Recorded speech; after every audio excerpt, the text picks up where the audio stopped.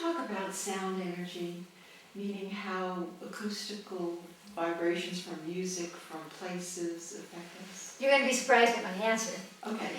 Sound and light are probably the two most powerful energetics that we have in terms of all of our 70 senses to perceive various gradations of touch and sight and texture and heat and smell and all of those things.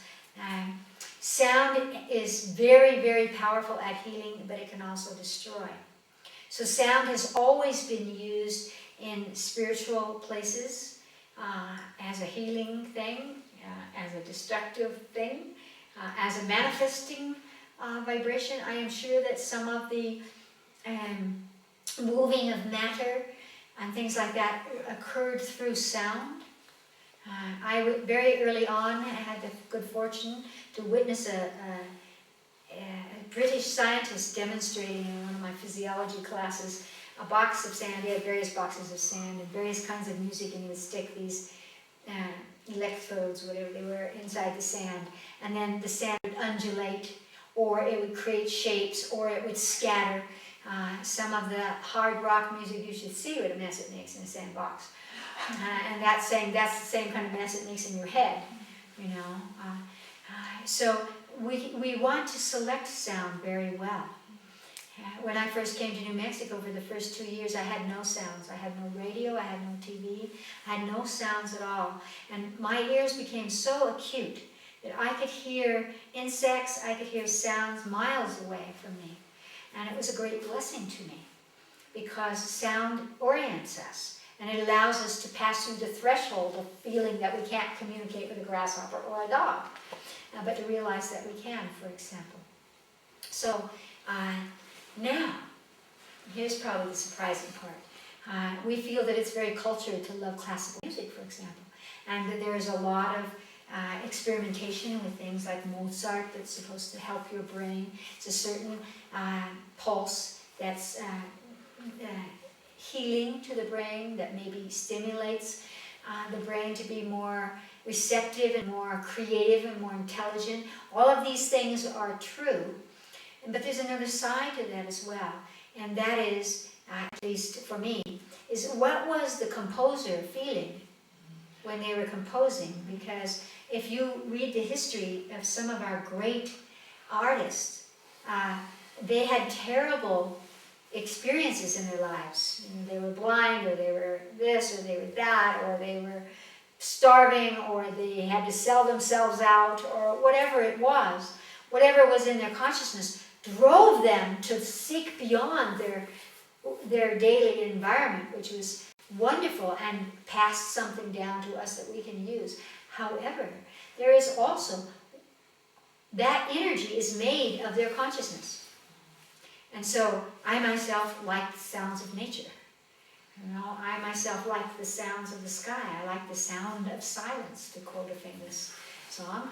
And to feel the relationship between pulses and space, you know, how things are recomposed, and to know that that's something that resonates to me, that's going to lift me up. I know several different scientists who have used sound in terms of astrology. What is the sound of Jupiter? What is the sound of Mars? And that have brought that down into mathematic equations and then made sounds that relate to that and say, well, if you have a problem with Mars, listening to this sound may help you to get over it. This may be true. Again, for my own purposes, I like to feel certain vibrations in sounds that relate, that inspire me. Not just inspire me emotionally. Sound is wonderful for the emotional body. I would say that light will feed the spiritual body, and sound will feed the emotional body. When we feel we can't, we're just going over in our head what we should have said and wished we'd said and what the other one said and why we're angry, turn on a song and it will change your energy in a matter of seconds. You begin to sing with it and you begin to travel on.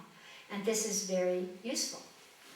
On the other hand, when I became really aware of source energy in everything, I had to stop listening to a lot of my favorite songs, because when you listen to the words, for example, the words are all about not being chosen and losing and suffering and all of that. And so they're not good. I listened to the sounds when I was writing the book, The Evolution of God. And I listened to a lot of the sounds that had to do with different religions.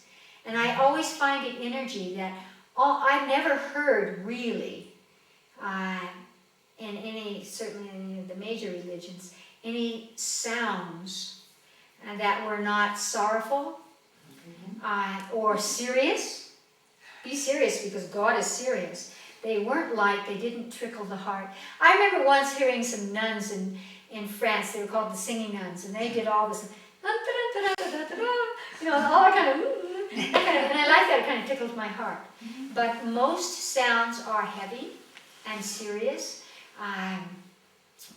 If you listen to Muslim energy or Hindu energy, many of the Eastern or Middle Eastern energies, they will all have this kind of wailing. Turkish, they'll have this wailing. They wail in their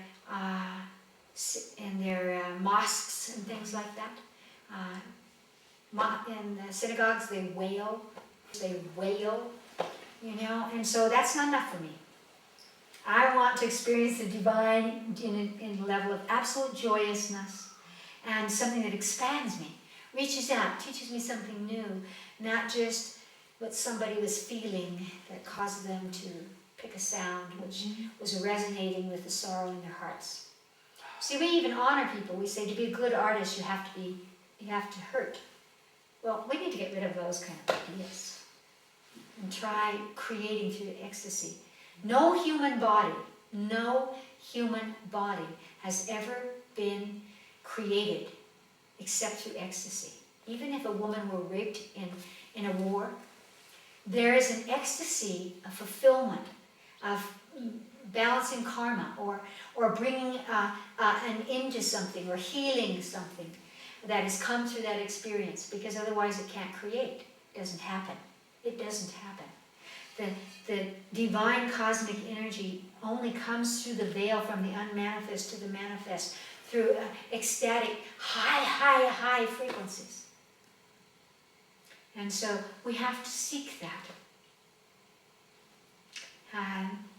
Sometimes I can almost feel, and if you think about it, you know, when you see the meteorite, especially meteorites, or falling star, you might call it, or any of those, you can almost hear it. I can feel the pressure on the, whatever it is out there, atmosphere, stratosphere, whatever it is. I can feel somehow that there's a sound related to the pressure when it enters our atmosphere. I can almost somehow know it. And that to me is, I'm stretching for that. You know? So I think that sound will become more powerful to us. It's slower than light. It's the reason we don't use it at the Light Institute. We use just light because it's faster. But sound is a healing and a wonderful energy, and it definitely lifts the emotional body and can change our energy. One of the reasons for that is that whenever you hear a sound, even if it's classical music, you ba-ba-bum, you know, you wanna move, and that motion, according to Chinese medicine, blood follows qi, qi follows blood.